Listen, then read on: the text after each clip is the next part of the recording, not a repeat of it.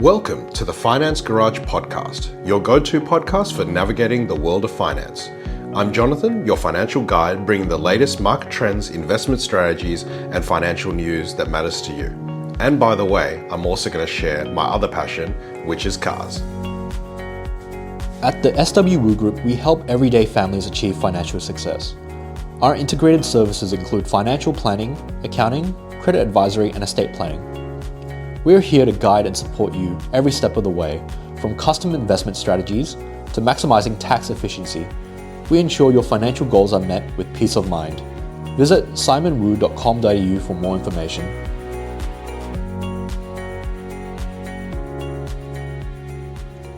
Hey everybody, so welcome back to the Finance Garage. Really excited for my first podcast with someone from the car industry. And I literally just cold emailed you out of nowhere on LinkedIn. I've got Adam Morris from Redriven.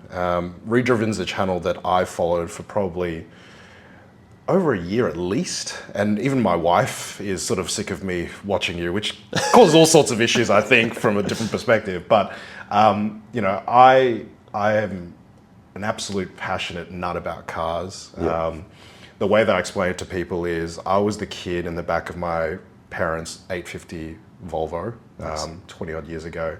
And when they had booster seats, I think they still got booster seats now. And I sat there and my parents would give me a book to read, but I actually used the book to follow the turning circle of my father or mother's driving. That was from about age 4. And I would also name all the brands on the street. Anywho, that's how mad I am about cars, other than finance. But Adam, lovely to have you on the show. Mate, thank you for having me. So appreciate it. And let's just start. Talk a bit about your background. What's your background? What drove you to get to build Redriven? So, like you, car obsessive from birth. My mum, there's a video, or like it would be a Super 8, because I'm very old. But there's a video somewhere of me sitting with my uncle, watching cars go by, and I knew car brands before I knew colours. So I didn't know that it was a red Corolla, but I knew it was a Corolla. So obsessed, I wouldn't say racing, but go-karting, hill climbs, all that sort of stuff for a long time. And then got working in the new car industry. So sort of journalism, but a lot of commercial work. So filming everything from digital content to TV ads for, you name the car company.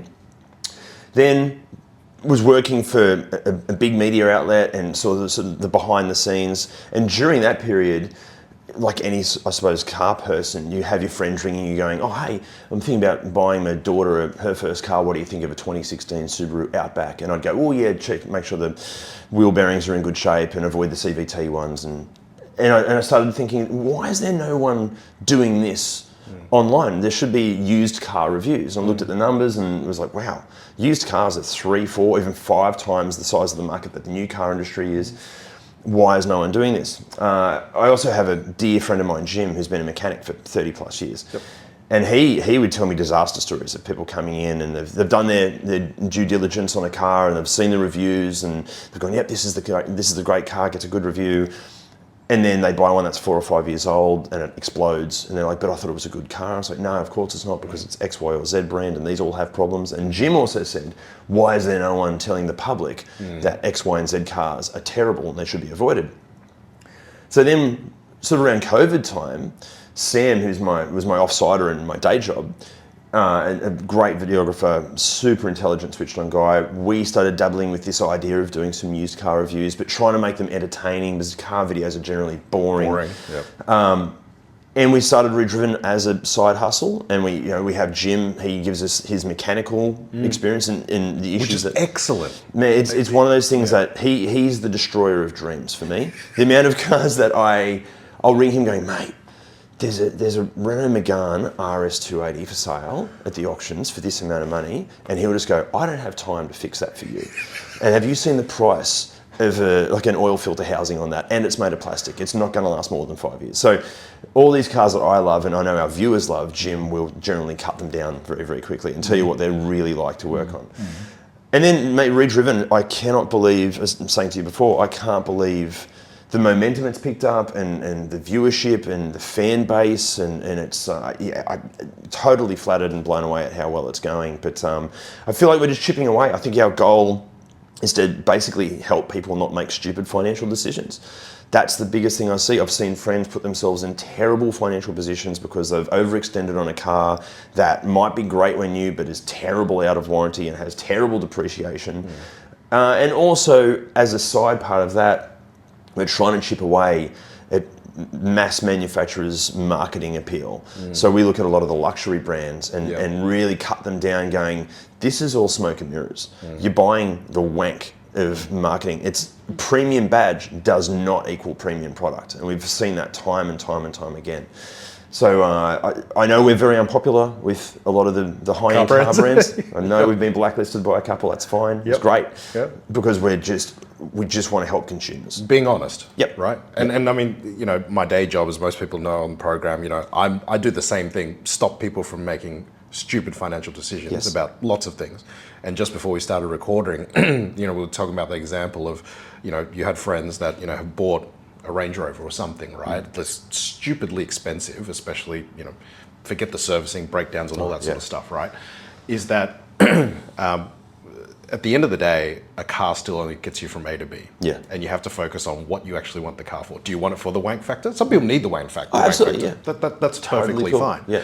But you have to understand the consequences. And I always say when people, you know, finance a vehicle, right?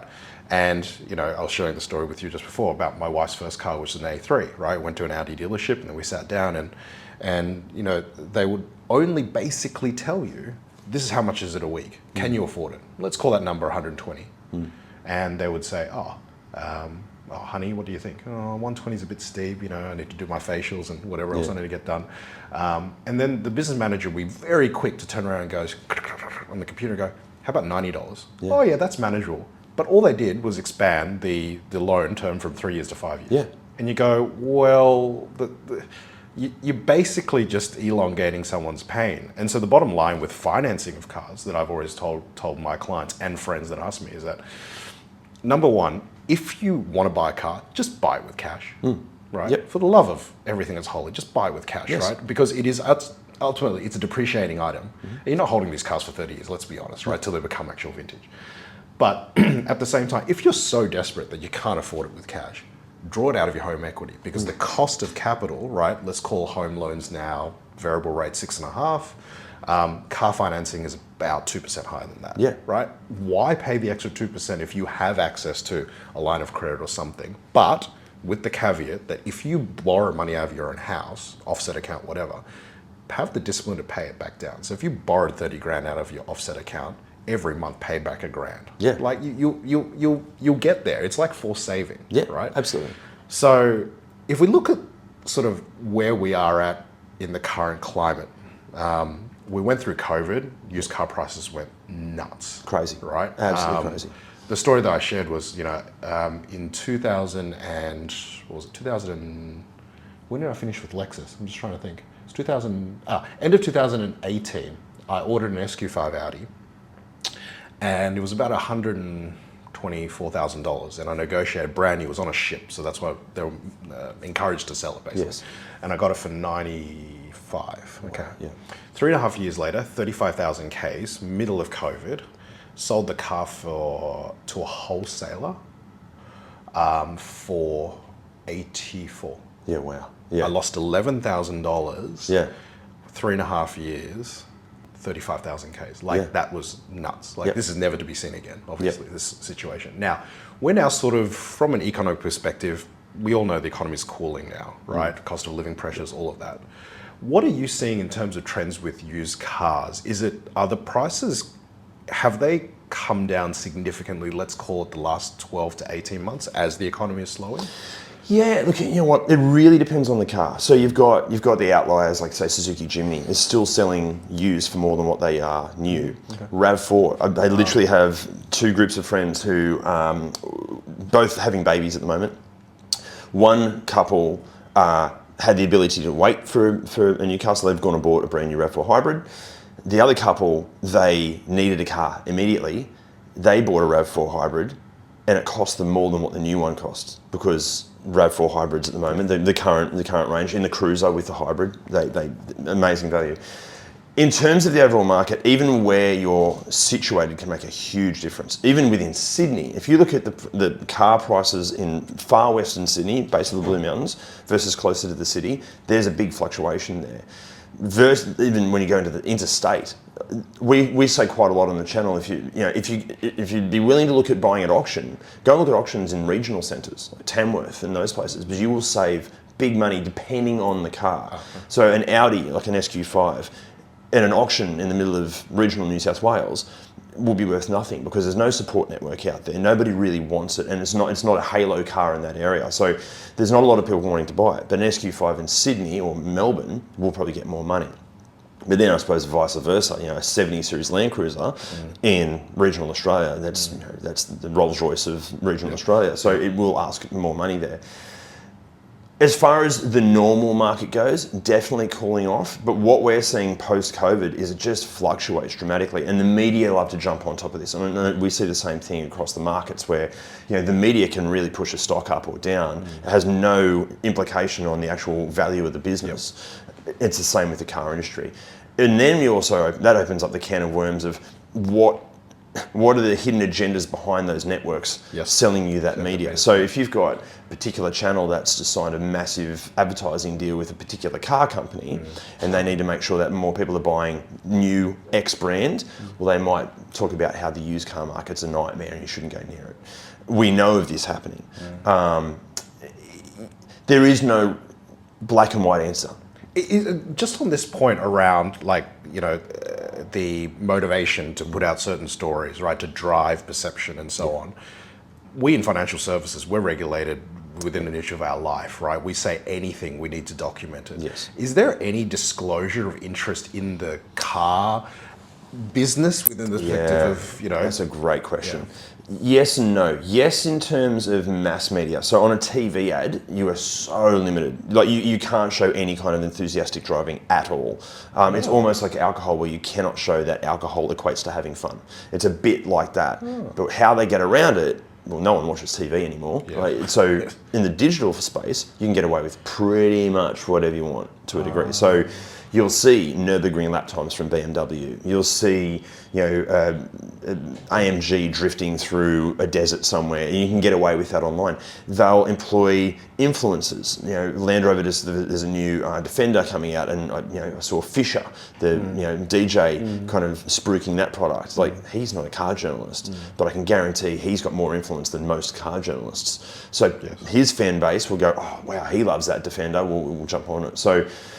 Yeah, it's a tough one. I wouldn't call it regulated as such, and it's something that we've got to be really aware of. Our views of certain cars are clearly not what the general public sees. Because if I go to a dinner party and start talking about how bad X, Y, and Z is in build quality, people are just blown away, going, "But I thought it's made in Germany." It's like, well, actually, no, that Mercedes is made in Alabama. And they're terrible. And they're like, "But I thought it was a Mercedes. They're good." And I'm like, "No, you're falling for the hype." So it's. Yeah, in mass market there is some regulation, but nowhere near what you guys go through. Not even close to that. Anything to do with finance, I mean, it's nuts. Talking about our favorite brand, Mercedes. I mean, I've owned a number of Mercedes, right? And again, this is just my pure experience of getting loan cars when we get our Mercedes serviced, right? And there's this trend where when you and I grew up, right? Let's call it 20 odd years ago. And you couldn't get into a Mercedes for under 100 grand. No. That's 100 grand in those days money, right? Okay. And I understand, you're starting, just like BMW, start introducing, 1 series to get people into the brand, and then, then you grow from there, 1 to 3 to 5 to 7, hopefully one day. Yeah. And this perception about, most recently, we got our CLS serviced, and they gave me a GLA to drive. Sure. Absolute shitbox. Yeah. Like it boggled my mind how you charge $67,000 for a 1.5 litre thing. And when I closed the doors, it just didn't have any thud whatsoever. Yeah, no. And it's like everything's built to a price. Yeah, and look, in their defence, I get it. Like, it's a business; they've got to keep the shareholders happy. I totally get it. But we see this across the board. Everything I buy, I research to a ridiculous level. So my girlfriend can't stand it. But the positive is everything I buy, I'm generally incredibly satisfied with, and I'm all about keeping stuff for the long term. So. I just bought a new backpack because the last backpack I had that I've travelled the world with, I literally had that for probably 15 or 20 years because I researched it and it's great. The new one I have, I am in love with. It's fantastic.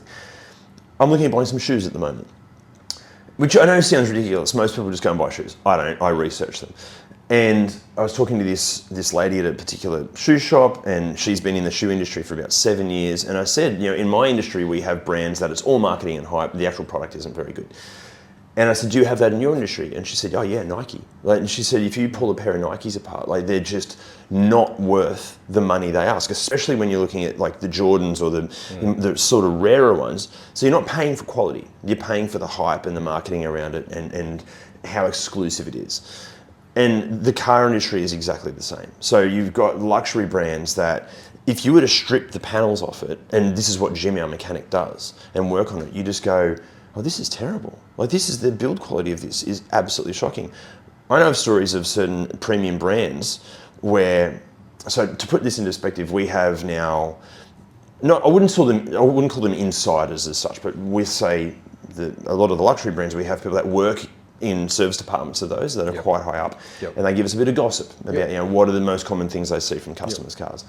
And I know of a particular brand where when they've taken a door card off a particular car, very expensive car, they found a Snickers wrapper in the door from the US because the car's made in South Carolina, it's not made in Germany.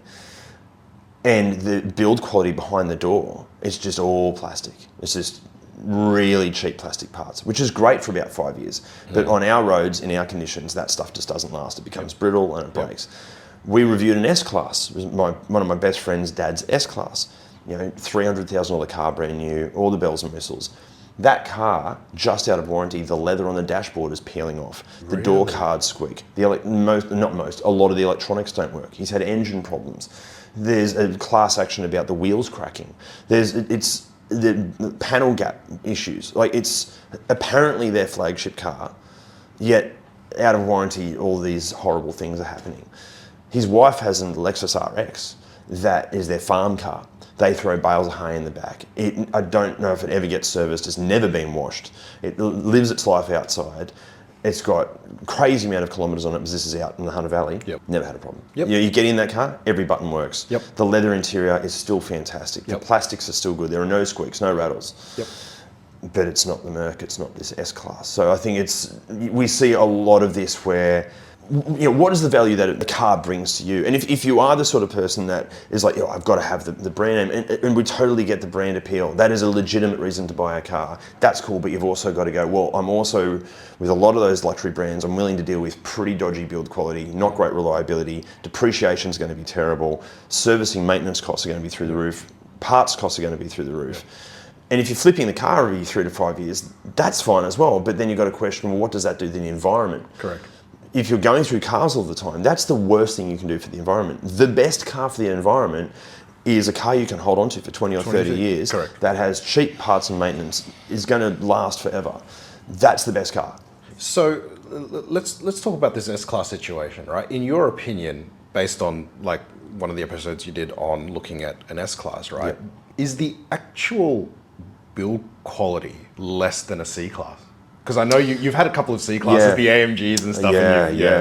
Look, obviously, it's really hard to tell because it depends on where it's from, and also with a used car, you don't know the condition it's had for that 3 to 5 years. So the way we try to get around that is we join as many owners groups and forums as we can, and we spend weeks just literally, it's like espionage, like reading through these issues, because we have to make sure that if there's one thread about a guy that has a window switch fail, is that a common issue? If the thread only has 4 or 5 comments and you read through them, probably not a common issue. It's probably a one-off, and even the greatest cars in the world have one-off issues. But if there's 67 comments of people going, oh yeah, I had the same problem, and then you follow that into a forum and there's a whole thread of this window switch failing, it's clearly a major issue. Then we get in touch with parts suppliers and go, hey, how many of these window switches do you sell? And you go, wow, you're selling that many of that window switch versus how many cars have been sold. That is clearly a problem. And unfortunately, we generally see with a lot of the luxury brands, the premium brands, they are just inherently, they seem to have more problems per car sold than a bunch of other normal cars. Even to the point, we've spoken to a guy who he had ordered, I think it was an SQ7, and it hadn't come in yet. So in the meantime, he was like, I'll just get a Mazda CX-9. Just like, I just need something.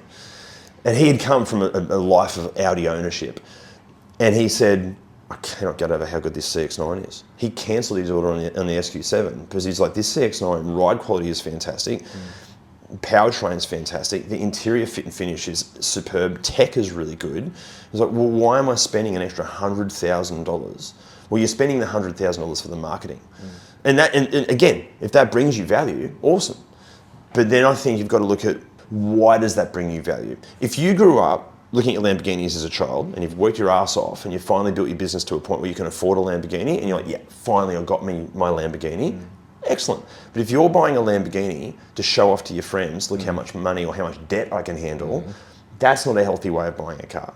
And that goes across for every luxury brand or any premium product. It goes for handbags, it goes for shoes. If you're buying Balenciaga sneakers for $2,500, Yes. why? Why? I don't understand why you need to show off how much money you've got. Like, just buy some, I don't know, not Dunlops, but like, you know, yeah. I've also got to remember, as we were talking about before, I'm in this amazing position where I drive so many cars. Brand appeal is completely lost on me. I mean, is there... So my uncle in Malaysia, one of my uncles in Malaysia, he's a life mechanic, right? Sure. And he's now 65, and he used to be the head of after sales for BMW Malaysia. So again, privileged position. Every time I go to Malaysia, I got to drive every bloody BMW I wanted. And then he went from, that's right, earlier in his career it was Cycle and Carriage, which is Mercedes-Benz Malaysia, then BMW, and then when he formally retired, he got recontracted with Mazda in after sales. And so obviously his role is to look at all the problems that these cars have, training mechanics and things like that. And I asked him recently, I just got back from Malaysia on holidays, and I said, Uncle, what is the fundamental difference in your opinion? And I want to see if there's any similarity, or you may or may not agree, about the difference between Japanese philosophy on build and German engineering, right? Yeah. Because there is technically, you know, the Germans, there is this perceived quality at the very least that they engineer everything within an inch of its life, right? Yep. Therefore, it's so good, yep. Right? And the Japanese are just mass market, yep. Right? Get volume out the door. And my uncle's opinion was, looking at breaking down all these cars, and you know, he's also part of the global competition for mechanics, right? In terms of like how fast can you repair a car, and stuff like that. So he knows everything about this. And he said the issue with the Germans is that they have, because of their culture, they have an incredibly low tolerance of something breaking. Like, you know, if say, for example, we use an air conditioner condenser, for example, right? The Japanese would allow it to vary 1 degree and it wouldn't flick off any warning signals. The Germans would be within 0.1 of a degree, it would shit itself. And like, that's the precision that they want versus the Japanese. That's how he put it to me. Yep.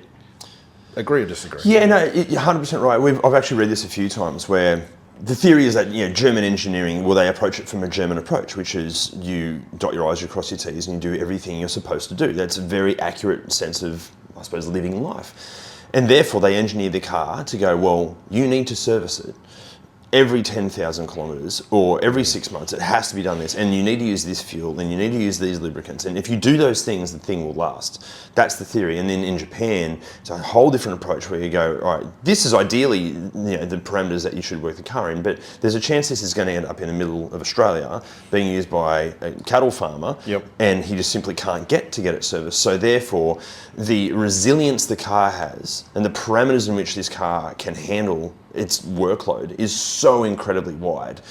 To give you an idea how wide this is, a great story. So Jim, our mechanic, had an old lady, this is many years ago, this little old lady came in, and Toyota Echo, and she said, "Oh, my Echo's making a strange noise." And she was like, "Okay, when was the last time you had it serviced?" And she said, "What do you mean?" And she goes, "Oh, when was the last time I'll look at the logbooks, but I'll look at," and she goes, "Oh, no, my husband passed away a while ago, and he used to do all that stuff, and I haven't done it since then." And he's like, "Oh, okay, so you can't remember?" And she says, no idea. So then we looked at the car and pulled the logbook out, and there's the first services there after you buy it. And this, I think she bought it, I'd say 1998, and this is now like 2015. The logbooks are empty. And he's like, "Oh, maybe like some independent mechanics don't fill out the actual logbook, they've got their own logbook." And he said, "Oh, you might be missing the logbook. Where do you take it?" And she said, "What do you mean where I get fuel in it?" And he said, "But where do you take it to get serviced?" And she's like, "Well, nothing's ever gone wrong with it, so I haven't." And then they got it up on the hoist, and he said they undid the sump plug, and the oil came out like molasses. Yep. It was thick. Yep. And they realised the car had never been serviced. It did the first service at 1,500 Ks. Yep. It's now got 80,000 Ks on it. It's over a decade old. It's never been serviced. Still working, making a tappet noise because the oil is basically licorice. Correct. But they topped it up and obviously drained it out, topped it up. She still goes to gym in that same Echo, and the car's working faultlessly.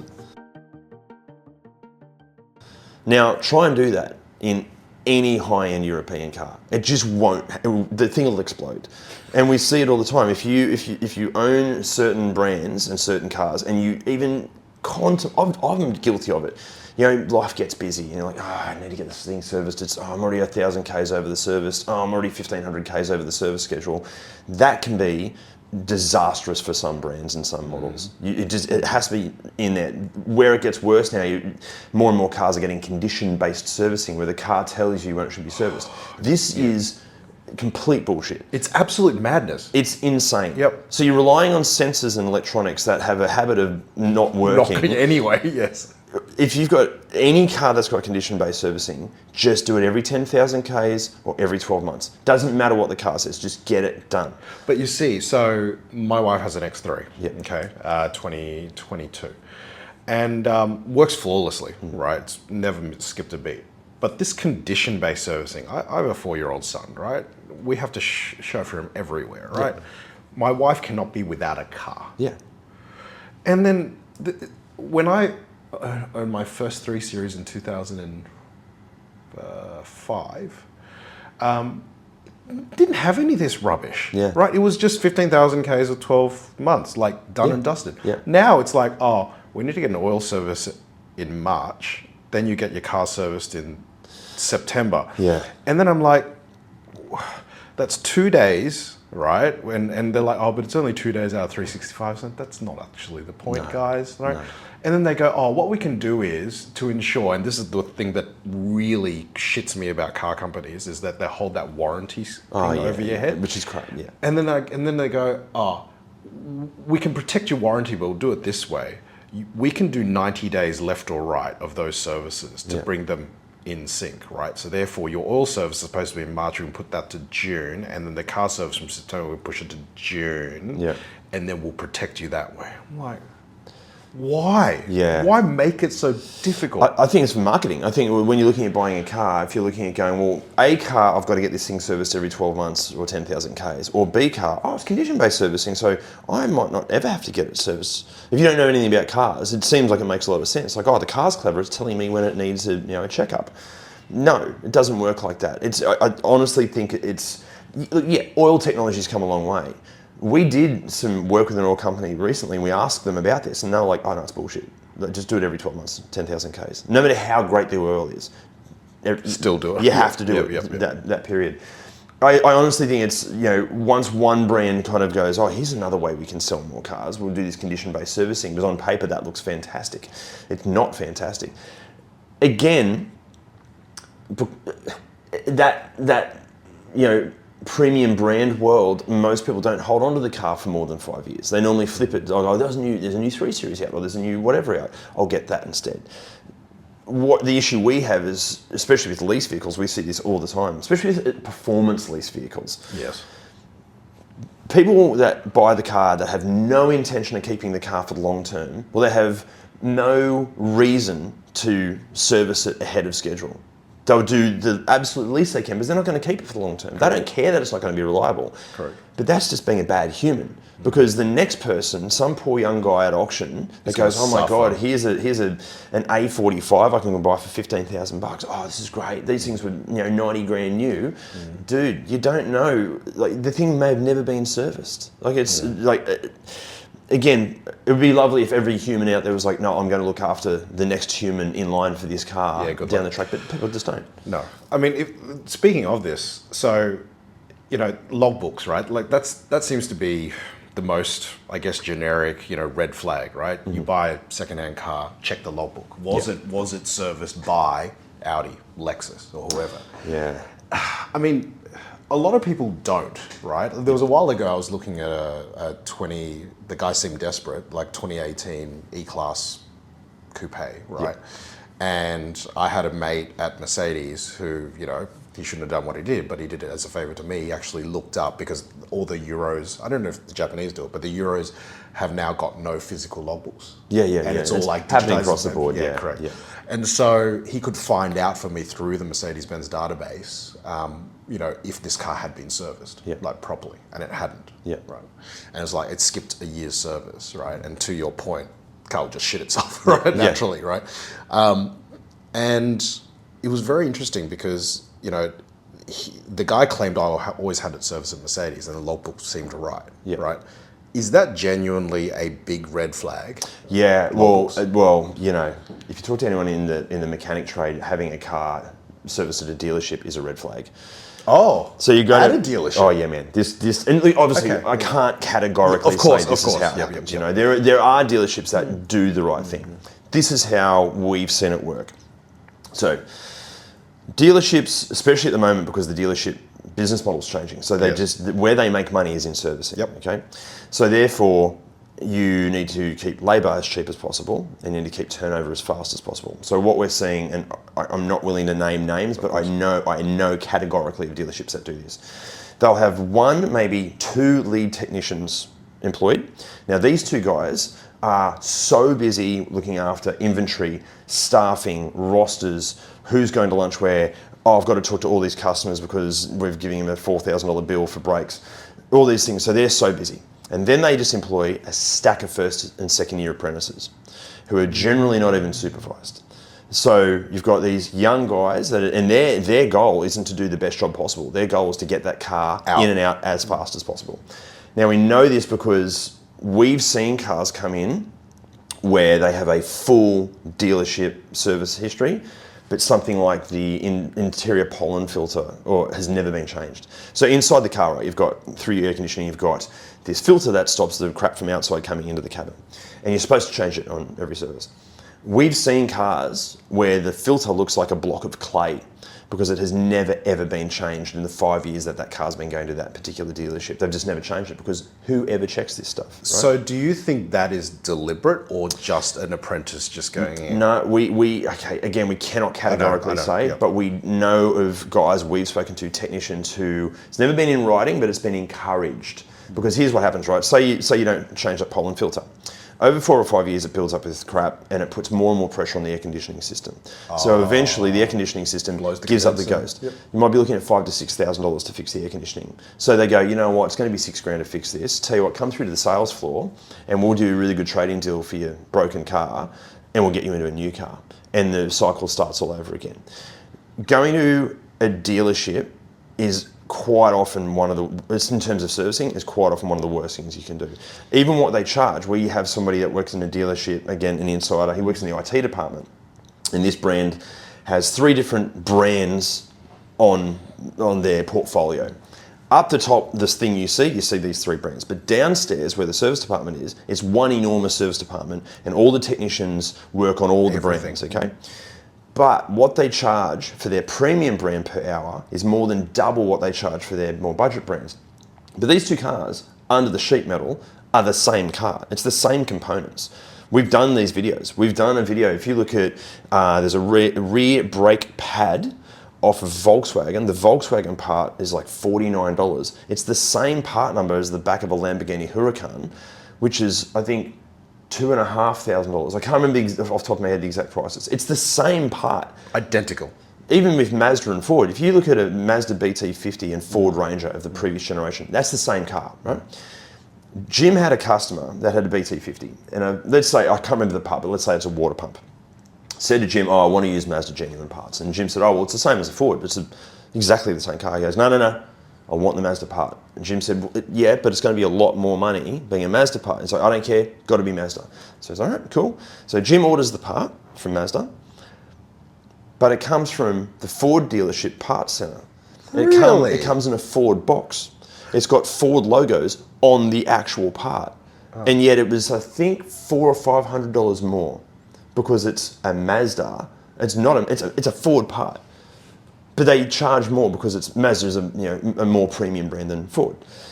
But in the luxury car world, premium car world, it is insane. Like the amount of components that are the exact same across a bunch of different cars, and yet depending on what logo is bolted to the front of the car or glued onto the front of the car, you'll be paying way more. So in a dealership, back to where we're going, in a dealership sense, if you get your let's say an Audi dealership serviced, well, you're paying more than the guy that bought a Skoda, even though it's the same parts. And chances are it was a first-year apprentice working on your car, and he might be busy on TikTok. And we see this. We see cars that, like, clearly things haven't been done or they haven't been finished off right. It happens all the time. But then how do we then square off this dilemma then when car dealerships will basically void warranties if you don't get them serviced there? Like, Which is complete crap. So you got that. so that categorically Totally is rubbish. crap. Look, there are caveats to this. Like Mitsubishi have an extended 10-year warranty, and it's on the basis that you have the car serviced at a Mitsubishi dealership. Now, the reason that's even that I think is still up in the air at the moment. But when it comes to a standard 5 or 7 year warranty or 3-year warranty for some brands, if you buy a car and you live in Broken Hill, well, you can't be expected to drive all the way back to Sydney, where there's only one, the closest dealership is there. That's insane. You have to get it serviced at your local mechanic. So therefore, there are protections in place in consumer law that state that as long as the car is serviced by a licensed mechanic and it's using parts that are the actual part or equivalent to the part required, then the car still has a warranty on it. And people seem to be worried about going, but if I buy a BMW or I buy a Jag, I've got to get it serviced at Jag to keep the warranty. No, complete crap. You can get it serviced at any good, like, licensed mechanic with the right parts, and it will still retain warranty. Okay. Yeah. They might try to call you out and go, no, we can't give you warranty on the car because you didn't get it serviced here. Just green consumer affairs. I think the other way that I've seen brands deal with that issue, as it sort of go around it, is that we'll give you free roadside assist if you get it serviced through us. Yeah. Right. But you shouldn't really need roadside assist on You got NRMA, well, you'd hope so. Yeah. You'd hope so, Yeah. right? Because I remember talking about the cost of labour. So I burnt through the brakes on my SQ5, and it was both. And this is the thing, to go to your air conditioning analogy, it irritated me a lot because you've got pads and you've got discs, right? And technically, if you change your pads often enough, you're not going to burn through the discs as badly, right? Yeah. And I feel that Audi didn't make it clear to me that, because it's a performance vehicle, right? You're going to churn through brakes harder. And I think at one particular service, they're like, you've still got some on your pads. Yeah. And then magically the next year, it's like, discs are warped. Yeah. Right? And so I kind of, had the shits. And so what I ended up doing, because they quoted me as a ridiculous price, it was like almost $4,000 to go pads, discs. This is ridiculous. 5 years ago. Pads, discs, and labor, right? Yeah. Okay. So then I went, okay, I'm very busy, but I just know when someone's taking the piss. And so I went online and I actually called up Audi headquarters in Waterloo, right, to actually quote the parts. And the parts were like $2,000 or something. And I worked out, hang on, there's $2,500 of labor on top of it, right?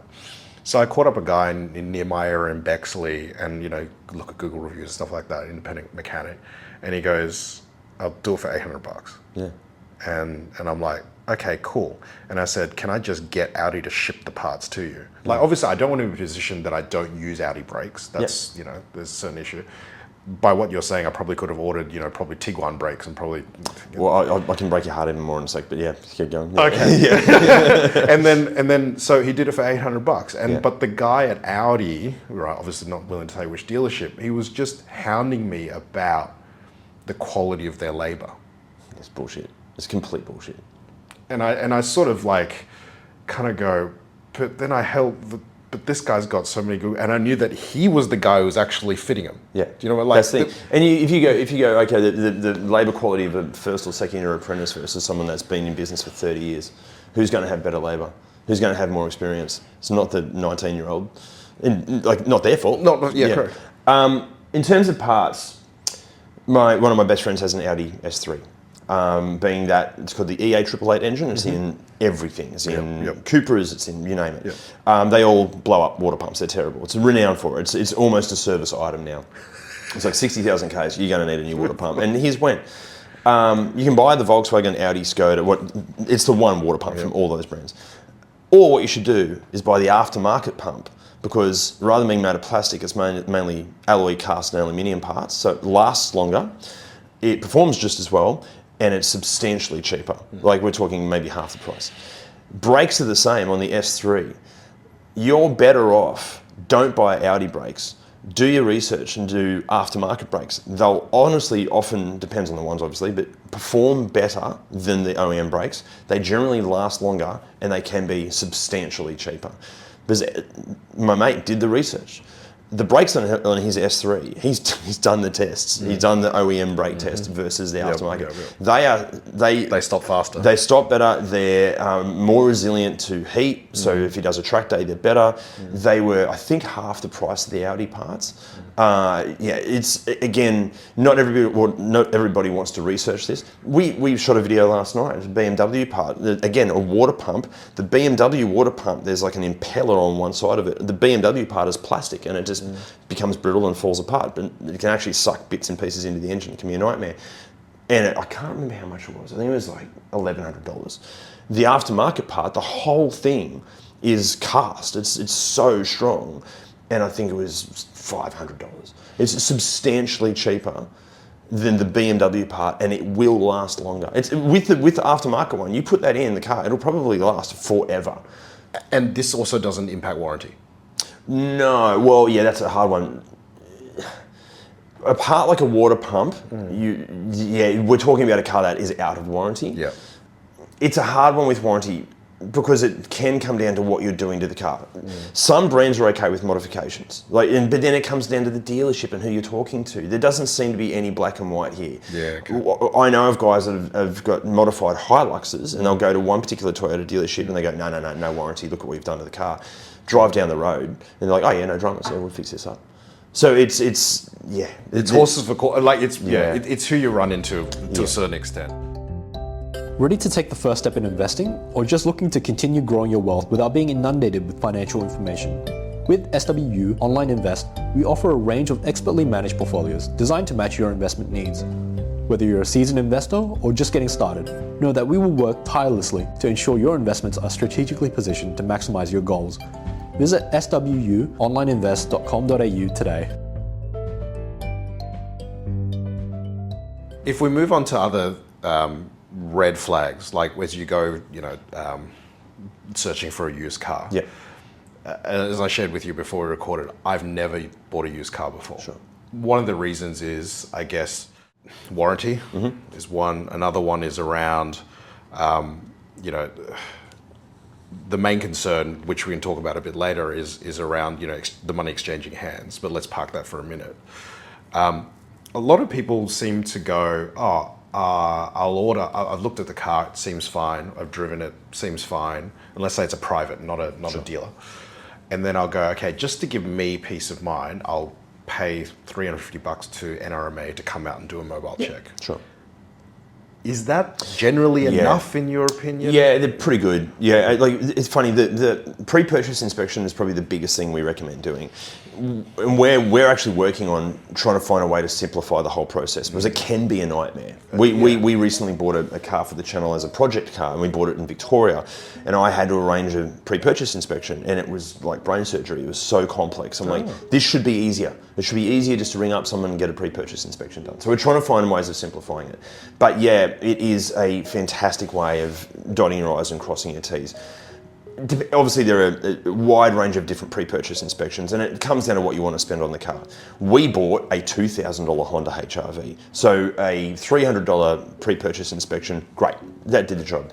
If we were buying a 1970 Porsche 911, then I would take it to a Porsche specialist, and I'd spend probably $2,000, getting compression tests done and make sure it is amazing because you're buying a very expensive car.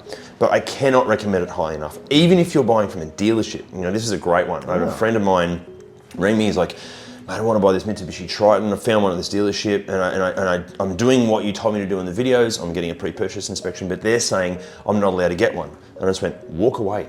If someone isn't willing, even a dealership isn't willing to let you have the car pre-purchase inspected at a different mechanic, do not buy that car. They're hiding something. That's like imagine trying to buy a house and saying to the owners or the real estate agent, we just want to get the pest inspection done. And them going, oh no, you're not allowed to. No, you can't get that done. Would you buy the house? Of course not. Correct. Same with the car. Pre-purchase inspection, and look, obviously not every pre-purchase inspection is equal. Again, we're working at trying to fix that. But even a bad pre-purchase inspection is generally some peace of mind into doing it. Back to your thing about being concerned about not buying used because of the warranty. Well, warranties transfer across. Yes, so even if you bought a car that's 12 months old or 18 months old, you avoid the depreciation initially. Oh yeah, correct. You still have warranty left on the car. You do. And most good car companies now have at least 5 years, sometimes 7-year warranties, and some of the premium brands have extended warranty periods that you can buy as well. But yeah, pre-purchase inspection that should be as mandatory. It should be as mandatory as getting a pink slip and getting a green slip and getting rego. Okay. Yeah. What about things like the vehicle history check from the legal parameters, right? Going to Service New South Wales and whatnot. Is it been stolen? Is it a write-off? Is it? Highly recommend. Highly recommend. Any as much as you can find out about the history of the car, the better. I'll go as far as saying, if you're buying off a single person, stalk them. Get on their socials. I know this is bad. This is bad to say, but do it. Especially if it's a niche vehicle or a performance car or a four-wheel drive. Yeah, okay. Let's say they're selling a Land Cruiser, right? And it looks completely stock. Well, have a hunt, find out who they are, go through their Facebook and their Instagram and see if there's any shots of that Land Cruiser with bar work and a snorkel and God knows what else bolted to it. Because there's every chance that they've unbolted all the mods to make it look standard again. Yep. See if they've taken it through the nullarbor. If it's a BMW M2, have they got any track day photos? And if they're honest about it, if they go, oh yeah, I've done a few track days, great. Well, you're dealing with somebody that hopefully is a pretty legit person. But it's like, oh no, mate, never taken to the track, and you have a hunt through their Insta and then they are drifting through turn 2 at Eastern Creek, probably not a trustworthy person. So finding out as much about the car and who owned it is absolutely critical. The minimal owners, the better, because it's easy to research that. Yeah. And I think just getting an idea of the person. Obviously, there are good salespeople out there, but if you get chatting to someone and they seem a bit dodgy, just don't buy the car. There's always another car. Of course. Yeah. But you'll generally find, like I sold a car not that long ago. It was my baby. It was an investment car. And the guy that bought it, I've remained friends with him. Like I check in on the car to see how he's doing with it. We've become mates. That can happen, and it does happen. We see that in owners groups and forums all the time. That's good. Yeah. What about this concept of? I've seen a number of people try to flog cars on car sales, saying this is a repairable write-off. You don't. Just don't. Yep. Just don't even go there. Unless you're a mechanic or you're willing to buy it as a project car. Wouldn't. It's too much hassle. I've heard nothing but horror stories. Again, if you're buying it as a track car, you're going to throw a roll cage in it and some fire extinguishers and hammer it around a racetrack. Yeah, go bananas. But if you're looking at buying it as a car to use, no, don't do it. What about this concept? I've had a couple of mates that go and like look at luxury cars, right, as in used, private, and the guy goes, you can only like, okay, can I test drive it? And he goes, yeah, you're not going to unless you pay me $1,000 holding deposit. Just walk away. Walk away. Yeah, don't buy it. No, yeah, just get the guy to come with you. Well, yeah, correct. Yeah. Like that's surely the best insurance. Yeah. Just have the owner there with you. Yeah. I think take the owner with you no matter what, because you can ask them questions. Yeah. If there's a weird clunk from the front suspension, you go, what's that? You know. Having to pay a deposit to test drive a car, come on. Like if it's because they go, because I don't want you to crash it. Well, the $1,000 isn't going to fix that. Exactly. You know, again, have the owner there. Make sure the owner rings his insurance company and goes, hey, listen, I'm selling the car. I'm just going on a test drive. Or try to get it in writing that you're covered for that in case something were to happen. Yeah. Obviously, there's a certain level of risk there. Yeah. I think buying a used luxury car is super dangerous. Anyway. There's a concept. There's a lot of, wow. But again, like if you've got the budget to go, yeah, I'm happy to sink $20,000 into this over the next few years to keep it on the road. Cool, great. And there's some really cool bargains out there. But geez, you got to do research. That's why our videos exist. Which I've always found incredible. Like as I said, I just look. There's sometimes I read the comments, right, as all of us do, right, generally, right. And then there's this pattern on your Redriven videos where I see people say, look at the length of the video. Yeah. Look at how much Jim takes of that video. Yeah. And you know you're not going to buy this. Exactly. Right? There's a correlation. Absolutely. If Jim takes 7 minutes to talk in a 28-minute video about was something I recently watched on your show, an SQ7. Yeah. And go, he took a long time. Not good. Probably not good. Not good. Right. And it's a hard one. Like there's a video coming up soon, and it's the biggest disparity I've seen between people starting. It's great now. Like I join owners groups and ask the questions, and I get people emailing me or sending me PDFs of their car and the problems they've had. And I've never seen such a massive difference between people going, "Hey mate, I love my car. I'd buy one in a heartbeat. It's the best thing ever. And here's the problems I've had." And you're scrolling, going, "Oh my God, look at all these issues." The car coming up. There are so many common issues with it. It is insane. And based on that, you go, I would never buy one of these. But then you talk to the owners and they're all madly in love with the car. The one we filmed, the guy's had so many problems with it. And he's like, mate, I'm never selling it. I'd buy one tomorrow in a heartbeat. If I had a garage of 3 of these, I'd do it if I could. And I'm like, but you've had all these problems. But I'll be honest, it is a beautiful car to drive and it looks great for some people and it ticks all those boxes. So again, if you're willing to deal with all the issues, that's great. But you got to know. You've got to know. But because we get to drive so many cars, I also go, yeah, but this other car does 90% of what the good things are of this car and it has none of those issues. So just buy that. It's just heaps easier. Yeah. Moving on to negotiation and the transfer of money, right, which I talked to you before. Yeah. I mean, so this is what I have done previously. If I see a car up for sale and I go, okay, this is up for sale, this looks interesting. And then you can actually, if you get the rego, you can put the rego into car sales and then, you say how many Ks it's got on it and it'll give you that price range. You said, this is what you get for trade-in, private, and then car sales has that instant offer thing. So it's always in the middle, right? Okay, everyone's trying to make money. Get it, all good. And I remember I was looking at, I think it was and you may or may not break my heart, but a B58 M340i, right? Great. Which I think is a cracker car, right? Love it. I think it's also, I genuinely think it's a good value, right? Yeah. And I think it was going for like, I don't know, $70,000, right? Yeah. Anyway, I plugged those details into car sales and it said, okay, you probably, if you walked in with that car into the BMW dealership, you probably get 60 grand for it. Yeah. So I went and I said, knowing that if I bought this car off you today for 70, whatever it was, and then I go to a wholesaler mate of mine, right, and then sell it, I'll get 60. Let's be in the middle. And he just basically go jump. He told me to go jump. Yeah, wow. Right. Now, what's your viewpoint on negotiating on a car? What do you think is reasonable? Because I felt I was reasonable and I go, okay, 60, 75, let's meet in the middle and do 68. And you told me you're dreaming. Yeah, it's a funny one, especially with those sorts of vehicles, like performance vehicles. The JDM scene's hilarious for this. So what a car's actual value is versus what the fan base around the car thinks it's worth can be very, very different.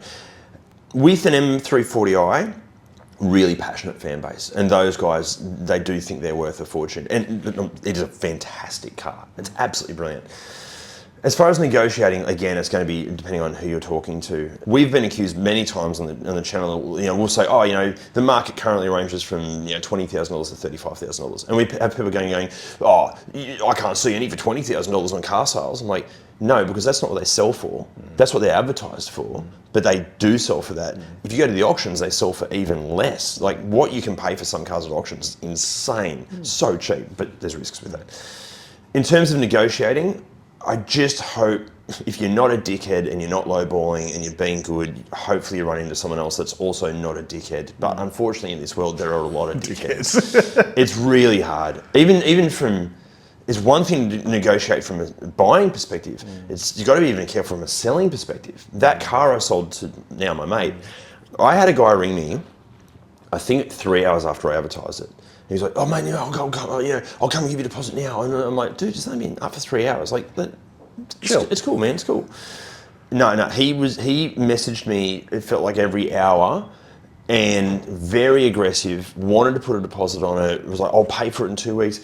And I'm like, no, dude, I'm just not interested. He goes, send me your address, I'm coming over with my mates now, I need the car. I'm like, well, you definitely not, I'm not giving my address. Coming with your mates, no chance. So I think it's something we would love to look into down the track, is having a safe space to meet. Like having a cafe style setup where you can negotiate the price. I don't know if there's going to be, it could be some escrow sort of situation here. I think when it comes to paying for it, I just think cash or a bank check. I think go old school.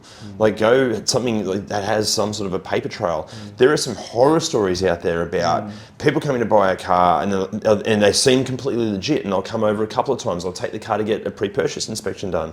And then when they go to pay for it, they go, oh, I'm so sorry, I've hit my limit on this account.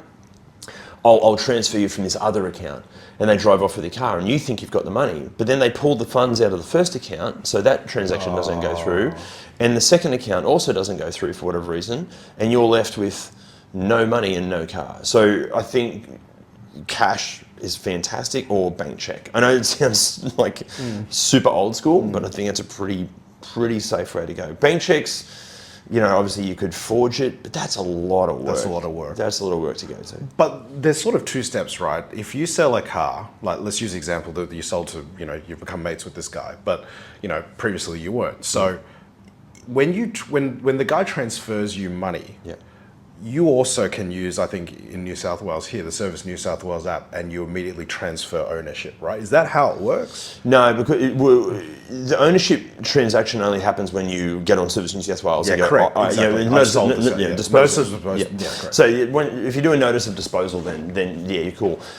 And look, there's always going to be a percentage that it's just dodgy. Like there's always going to be that. It's a pretty small percentage, but when you look at how many cars are sold, it's the vast majority is going to be a pretty legit kind of deal. Again, this comes back to what we said before. You've just got to kind of judge the character. But everything in life is a risk to a certain degree, especially when you're looking at big purchases.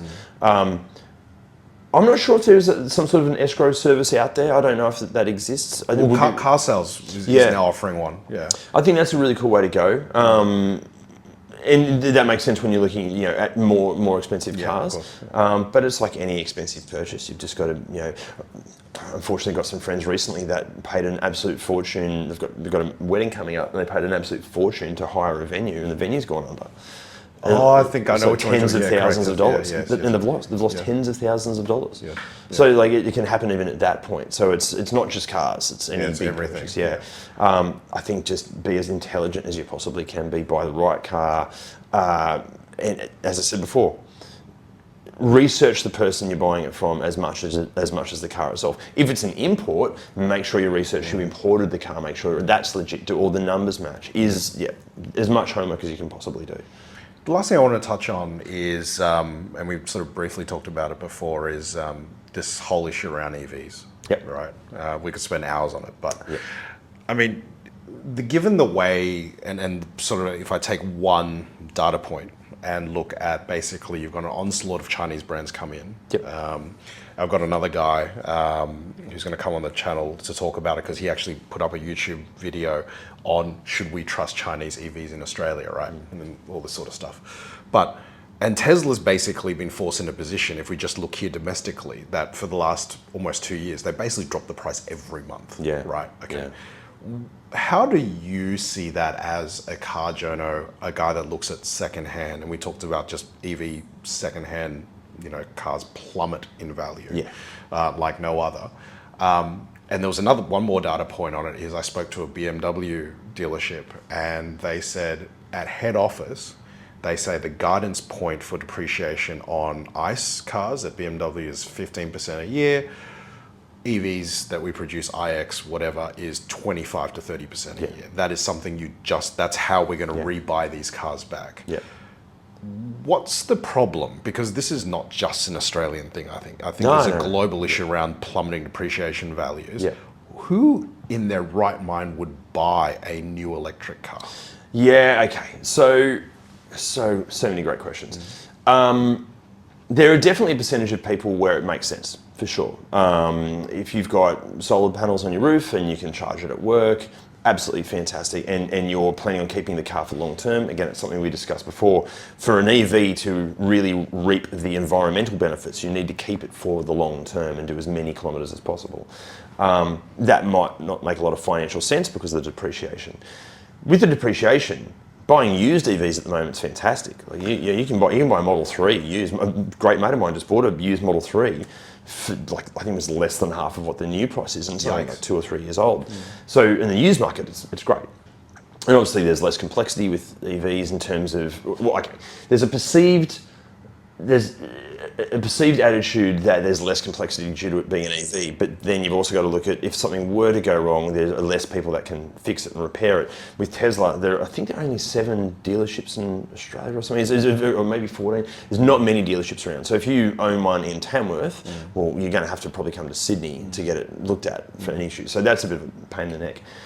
In terms of, again, I don't think there's a black and white answer to the EV thing. I think for some people, it 100% makes sense. I think from an environmental impact, the less emissions we have in cities like Sydney or Melbourne or London or wherever, the better. It's better for us all. But you've got to remember that with an EV, it sends its pollution back to where the car was made. Yes. So the cobalt mining, lithium mining, the fossil fuels it takes to get here and manufacture the car, that's where the pollution is. So there are environmental concerns with EVs. So there are fields full of Teslas rotting away. Yeah, and the battery disposal issues. What happens there? Yeah. In theory, you can recycle something like 98% of the battery packs in EVs, but nobody does because it's financially not viable. So I think like the battery cells in a Tesla, you can use them in like the parking meters and overhead streetlights, but nobody does that because it's just not financially viable.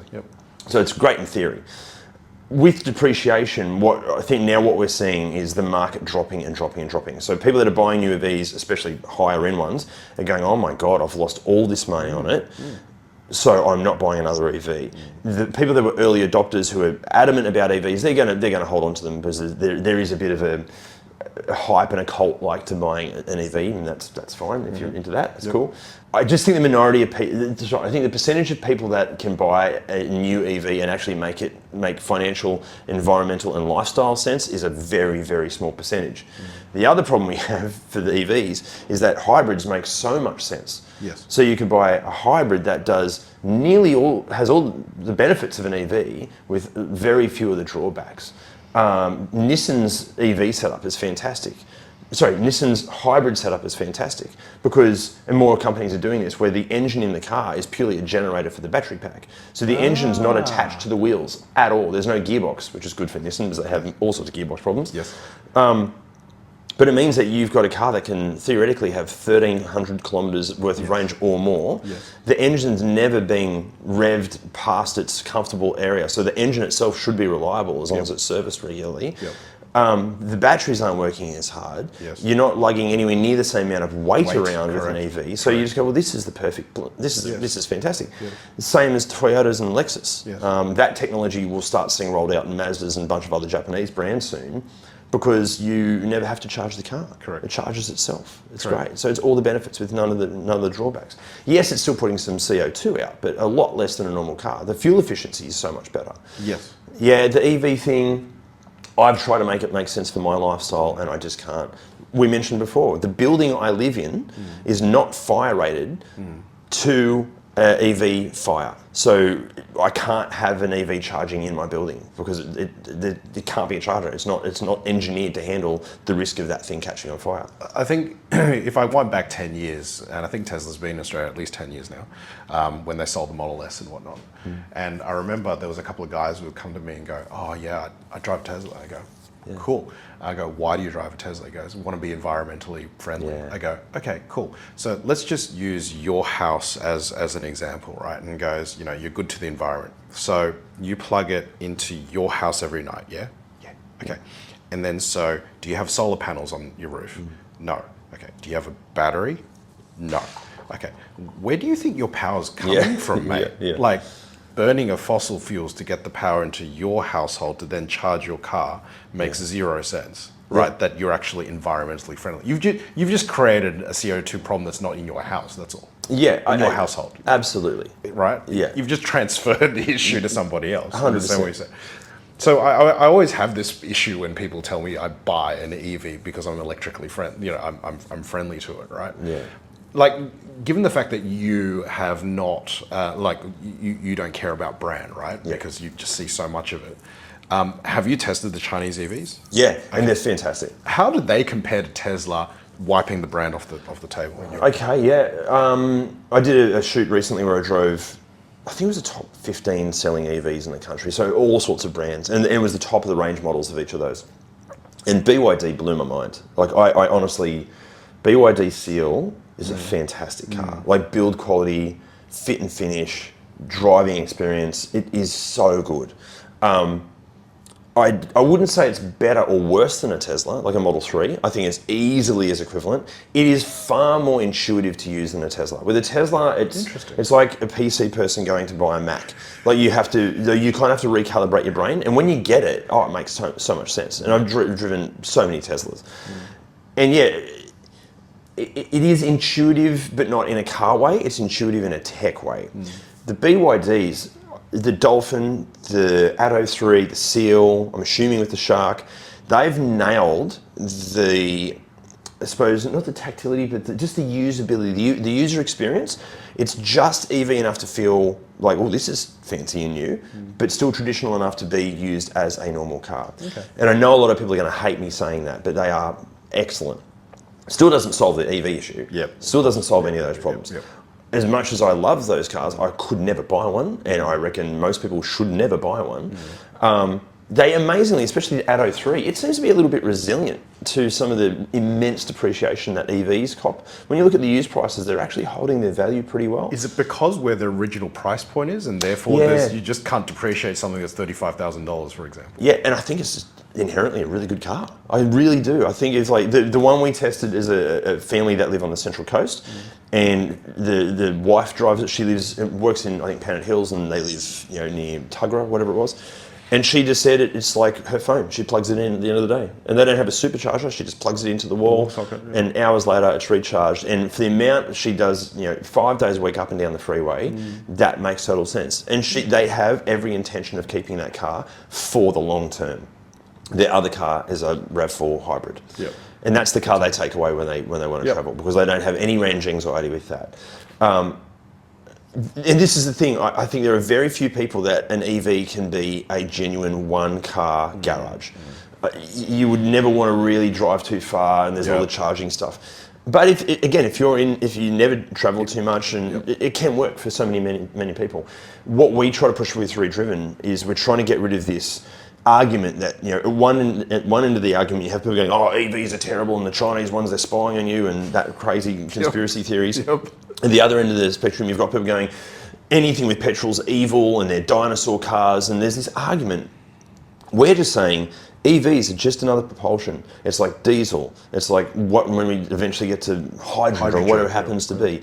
It's like rotaries, V6, V8, V12. It's just another propulsion source. It's going to suit some people. It's not going to suit others. It's not going to fix the world, and it's not going to destroy the world. It's just another option, which from a consumer point of view is fantastic, because it means it's another propulsion source that we can choose from.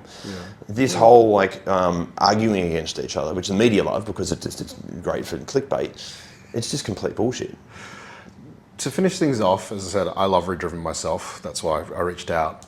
What's next for Redriven?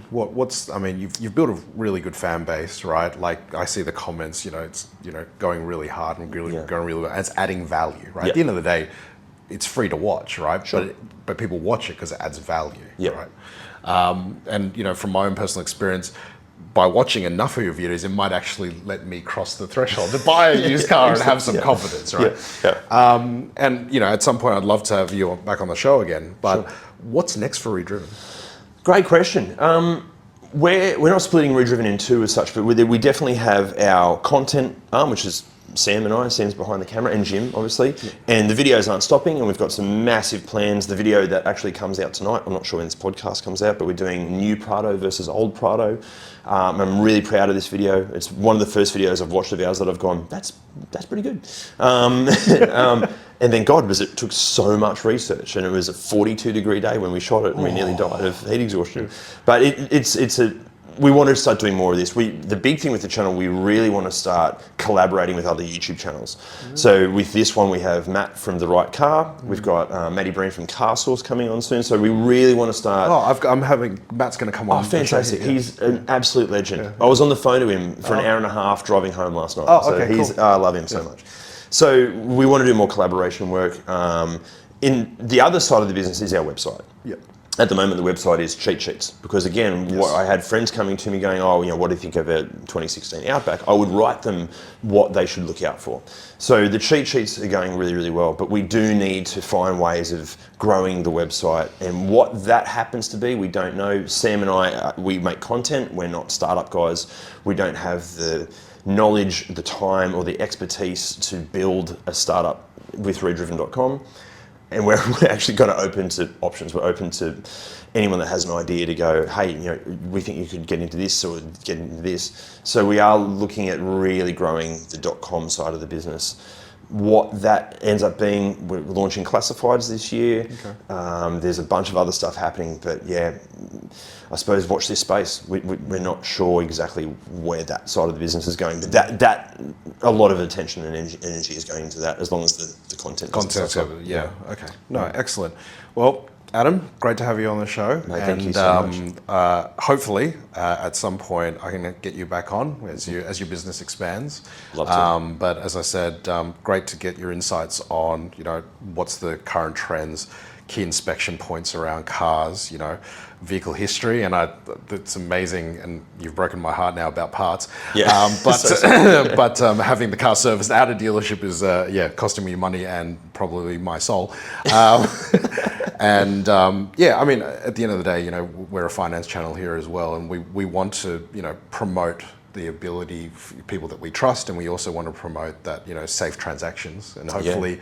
If there is a way to give people an extra peace of mind, people like myself, right, to know that, okay, I bought a car, ownership's been transferred to me, that would be great. With that, we'll finish up, and thank you very much, Adam. Thank you for having me, Matt. It was an absolute pleasure. So can't wait to be back. Thank you. Thanks, Matt. This podcast is not financial product advice and is intended to provide information only. It does not take into account the investment objectives, financial situation, or needs of any person. You should assess whether the information is appropriate for you and consider talking to a financial advisor before making any investment decisions. Any investment examples are for illustrative purposes only. The information is taken from sources which are believed to be accurate, but Simon Wu, Jonathan Wu, SWU Financial Planning, and Personal Financial Services Limited accept no liability of any kind to any person who relies on the information contained in the podcast. Unless expressly stated, none of the information should be taken as a recommendation. For more information, please visit www.simonwu.com.au.